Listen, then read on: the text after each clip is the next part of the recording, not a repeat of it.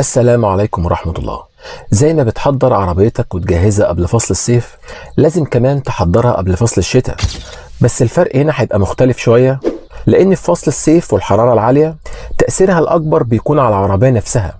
أما بقى في فصل الشتاء فالخطورة الأكبر بتبقى عليك أنت وعلى الناس والسيارات اللي ماشية حواليك في الطريق.